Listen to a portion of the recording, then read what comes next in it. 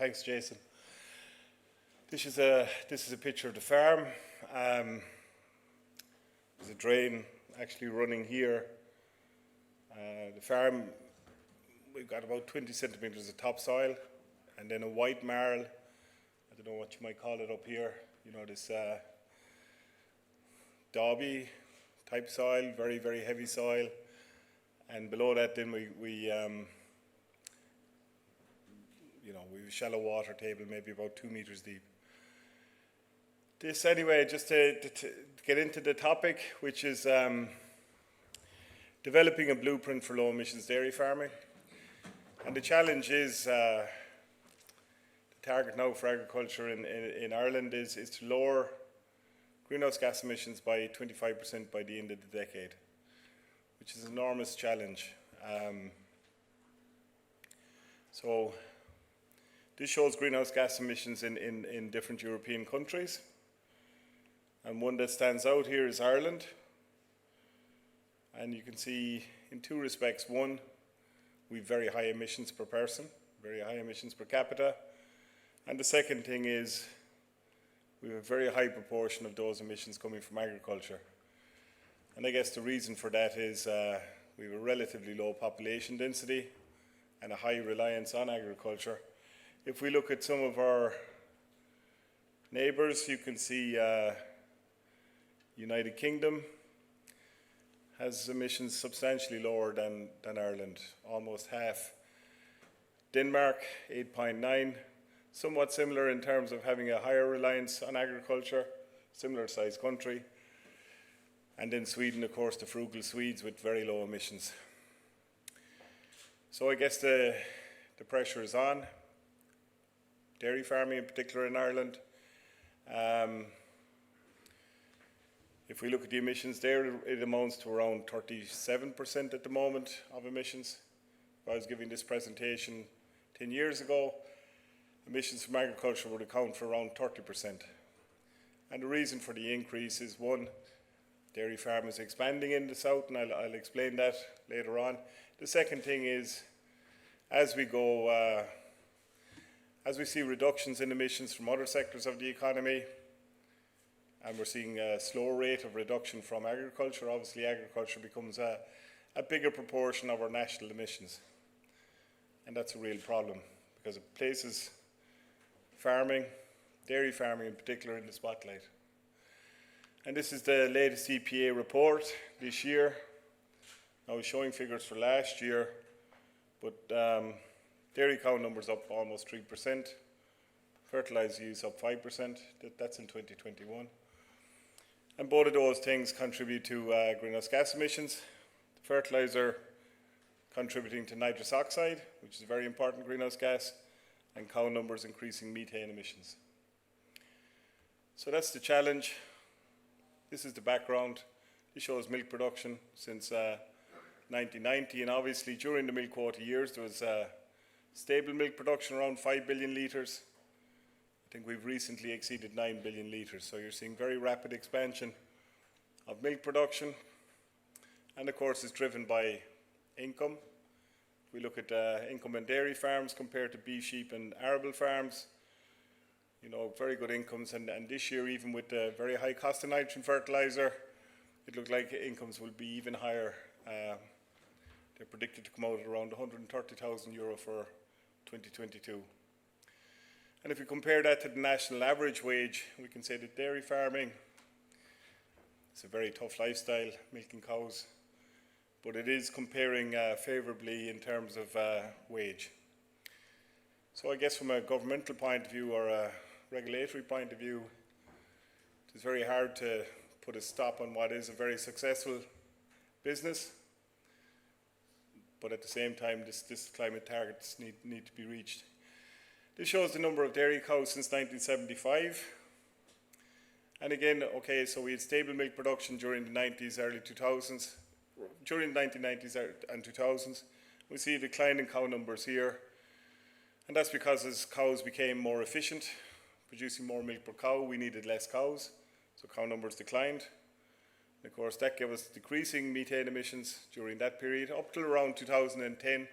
Since 2010, we had an easing of the milk quota, and we see dairy cow numbers increasing, and of course that's giving us increasing emissions. And the problem with that, of course, is our baseline is set back here in 1990, and now we're in a situation of increasing emissions. This shows nitrogen fertilizer use going back to 1955, and I guess the reason I go back that far is, you know, when I was growing up, food security was the big question of the day, trying to feed the growing world population. I can remember a time when, you know, it was predicted that the world population would pass 4 billion people. How were we going to feed all of those people at that time? We've now passed 8 billion people, and of course, food security is less of an issue. May become an issue in the next few years, who knows, but certainly very changing environment. We had milk quota introduced in 1984, extensification introduced at the end of the 90s, and that brought about a reduction in fertilizer use. It's really this increase here that's causing concern, not only for greenhouse gas emissions, it's an important source, but also from the point of view of water quality. So during the 2000s, we had declining emissions, and now we've got increasing emissions. That's nitrous oxide coming off nitrogen fertilizer. So when we compare it to the baselines, you know, we're seeing an increasing problem. And of course, we're all aware of the fact that this shows the price of calcium ammonium nitrate going back to 2011. Prices were reasonably stable, and then even prior to the war in Ukraine there was an increase driven by shortage of gas, and of course since the war in Ukraine has started, this huge increase. And of course we've been working on Clover as a means of lowering emissions, but huge amount of interest now that the price of fertilizer has gone through the roof. These are the challenges set out in the European Green Deal: reduce fertilizer use by 20%, and you might be aware that we've introduced a fertilizer register in the south, so all fertilizer being used has to be more tightly regulated than it had been in the past. And there are other things, other aspects of the Green Deal, increase in organic farming and things like that that need to be reached.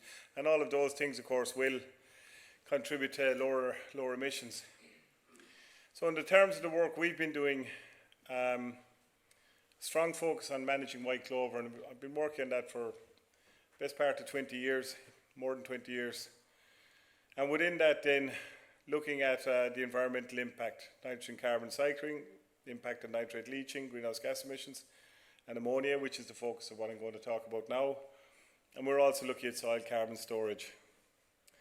Because if we think about lowering emissions from dairy farms, there's kind of two approaches we could take, and really the environmentalists, or a lot of the, you know, these focus groups would tend to look at this approach, developing more extensive dairy systems, which of course lower stocking density, which will give us lower emissions obviously, but it mightn't be the best use of our resources in terms of how we use our land, our return on land on capital invested, and also if we have lower stocking rates, it generally tends to give us higher emissions per unit of product. So we can have lower emissions per hectare but higher emissions per unit of product, and of course that becomes important then when you're exporting what you produce, and we of course export 90% of what we produce in the south. And if companies are looking for milk with lower carbon footprint, that's working against it. The alternative then is to look at intensification, or look at sustainable intensification and offsetting, and what I'm talking about here. And if you take into account we were dealing with pasture-based systems, there's only so far you can expect a cow to walk. To concentrate your dairying around the dairy farm, and then use land saved for offsetting, whether forestry or energy use. And as I said, we have declining emissions from other sectors of the economy, particularly energy generation, with growing wind resources. And I guess the answer, the solution to these questions probably lies somewhere in between these two alternatives, because we see the government bringing in increasing restrictions on stocking rates on farms, and they've recently, as you may know or may not know, but huge payments now for forestry, very, very substantial payments. This shows your typical greenhouse gas emissions on an intensive dairy farm. A study we've just completed. Stocking rate 2.42 livestock units per hectare, fertilizer use 270 kilos of nitrogen per hectare, which is high by international standards. We use a lot of nitrogen fertilizer because of the grass-based system.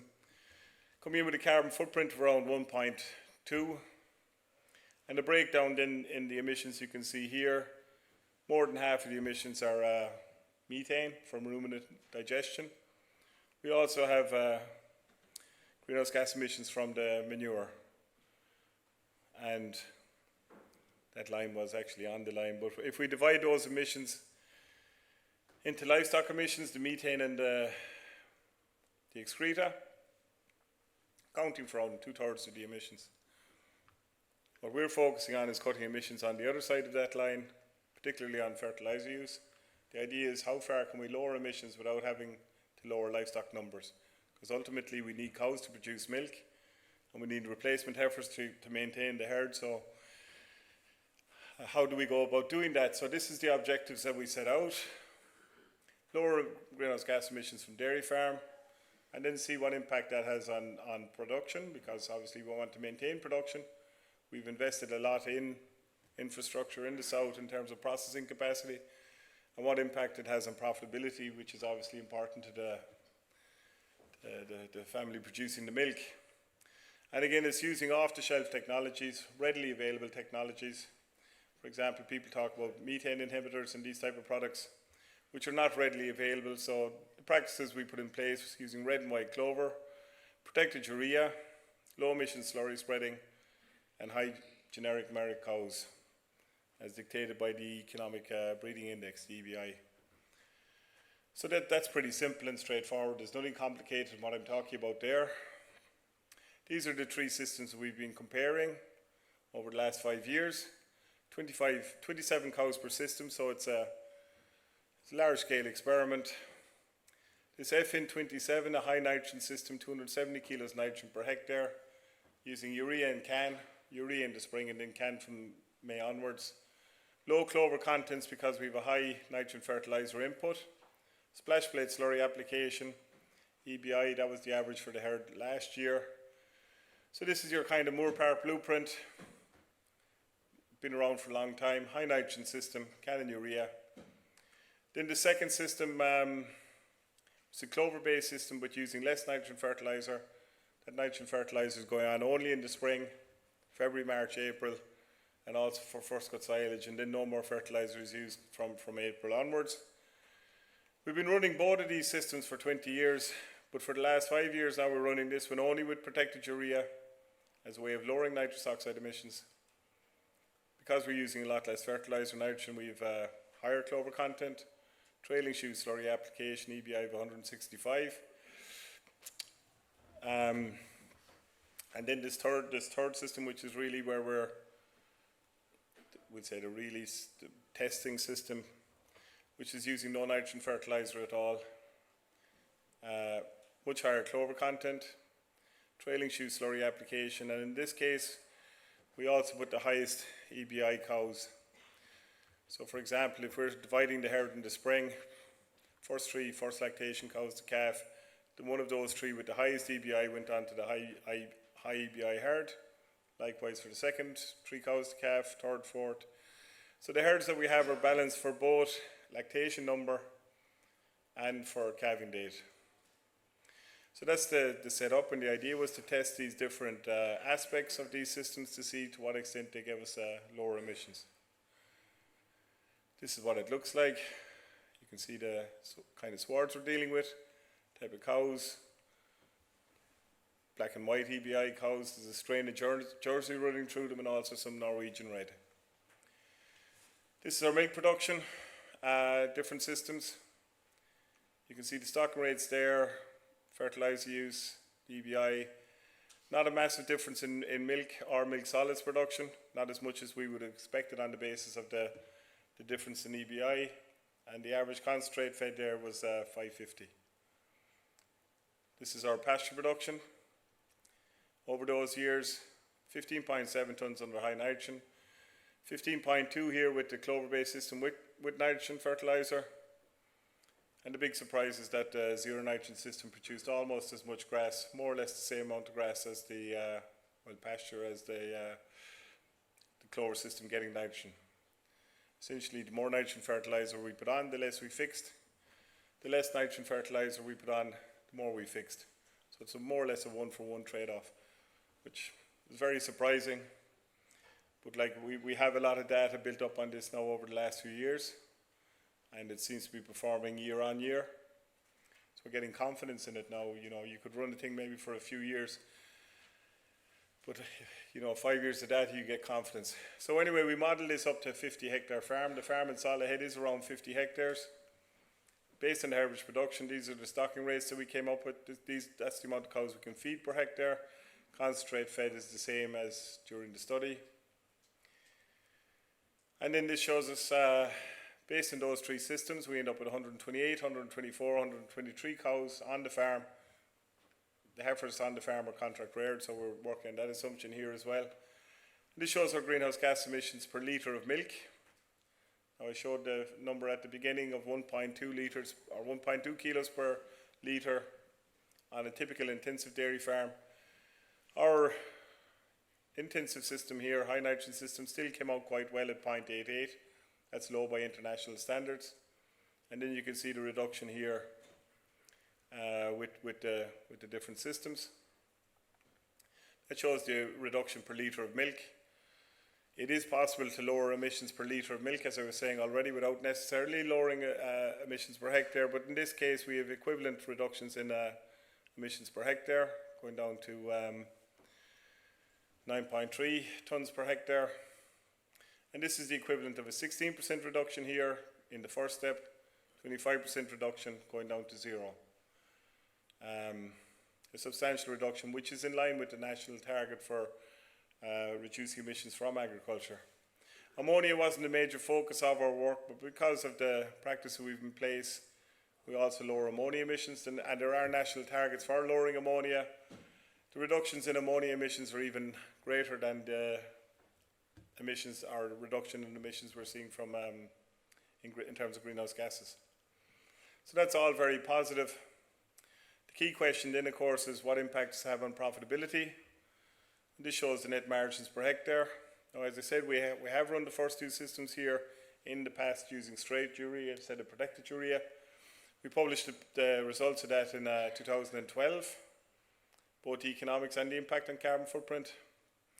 And the results that time showed there was very little difference in profitability. And of course, at the time, if you have a fertilizer-based system, it's just as profitable as a Clover-based system. Why would you switch to a Clover-based system?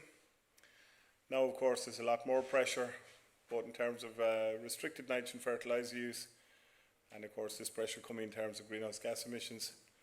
So there's a stronger incentive to change, and we're seeing a lot of interest in this out on farms. The big surprise is that this system came in more profitable, and that's really because we can maintain output with much lower inputs.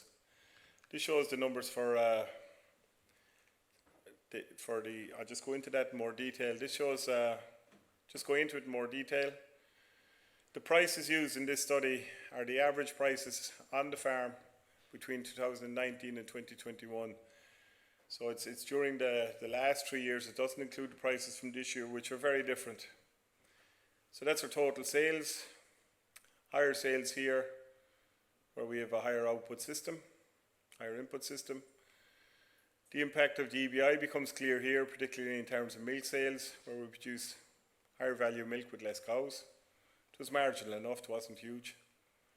The big difference, of course, in this study is the expenditure on nitrogen fertilizer, going from around 13,000 down to zero. If we put in the same figures for this year, for 2022, you're talking about a difference of going from 35,000 down to zero. So a big difference obviously this year. There are variable costs which largely reflect the differences in nitrogen fertilizer cost, and then our fixed costs. Now within the fixed cost we've included a full labour cost at 27 hours per cow at €15 per hour. So that works out around €50,000 across the different systems. So there's a full labour cost in there. So when we look at the net margin, that's a profit number. It's not a family farm income. As I showed in the original slide, if you wanted to look at this in terms of family farm income off a 50-hectare farm, you'd add back in the 50,000 labour cost. Just because people have different ways of looking at profitability. And that gives us our bottom line. And as I said, this system here, not only did it give us a substantial reduction in carbon footprint, it also gave us a more profitable system. So the conclusions to that is we've lower emissions with higher net margins using existing technologies. It's a very positive story that we can do this with a higher net margin. And the big driver of this, of course, was Clover. Taking out fertilizer nitrogen out of the system. If we look at the other aspects, EBI, low emission slurry spreading and protected urea, they all had relatively small impacts, 1 or 2%. The big percentage reduction was coming here from fertilizer nitrogen, and also the fact we had lower stocking rates. And what I'm talking about here is going from 128 cows down to 123, so we have less methane associated with lower cow numbers, and also less replacement heifers. And really it is the two of those two aspects, which are both related to Clover. If you think about it, we can have a lower stock system, lower output to some extent, but more profitable because we're spending less. It's as simple as that. The challenge then is to get these technologies adopted on farms, and we have been working with a group of farms over the last couple of years, and I meet him in the morning. And again, what we're doing in Salahead, we're replicating out on farms. So this is very reassuring from my point of view, because you work on a research farm, you know, you've everything optimized. When you can see the same type of results out on farms, it is very reassuring. And of course, you say, or as Jason was saying earlier on, there's a lot that we've forgotten when it comes to managing Clover. There's also an awful lot that we have to learn. I have a few slides on that if I have time. Okay. So just to give some of our thinking on managing Clover, because it does require a change in management. And the biggest change in management and the biggest obstacle to overcome is persuading people to stop applying nitrogen fertilizer, because it's an absolutely endemic part of what we do. So a lot of people could look at you askance when you say to them, okay, if you really want to get this working, you have to stop applying nitrogen fertilizer. But this is if we look at the Clover yield, we want to drive up Clover yield, and our target is to get up to around 5 tonnes of Clover. So if we talk about growing 15 tonnes of pasture dry matter per hectare per year, we want 1/3 of that to be Clover. We want 5 tonnes of Clover, because we want to push up fixation up into this region here, 200 to 250 kilos nitrogen per hectare, which is in line with the maximum rates we're allowed to apply in the south now. So if you can take out the fertilizer with fixation, you know, that's what you need to drive the system, because ultimately farmers want to maintain output. They don't want to lose production. Certainly don't want to lose profit. And this is what it looks like. This is our total annual yield. This is our Clover yield. So how do we bring that about?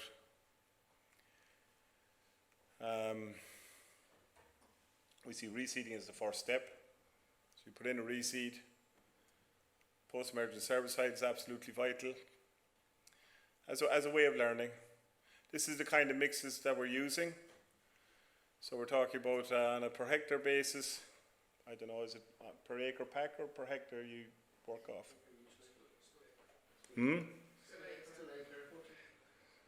Yeah, so this is 8 kilos per acre, 8 kilos in an acre pack, 8 to 10 kilos of ryegrass.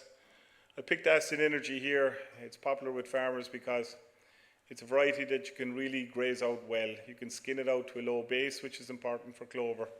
We did a study a few years ago, it's nearly 20 years now, I say a few years, but with herds of cows similar to what I'm talking about there, we grazed to 6, 5 and 4 centimetres right throughout 3 years.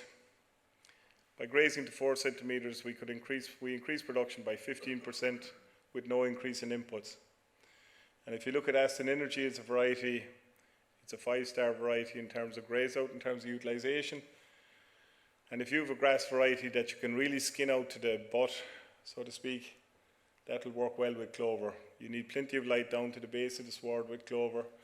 We put in 2 kilos of red clover. Now Milvis is a very old variety, but we find that it lasts very well. We don't really have that on other varieties to the same extent. But when I was in college 30 years ago, we were told that red clover doesn't persist under grazing. We have Milvis now in swards, 5 years, still persisting very well.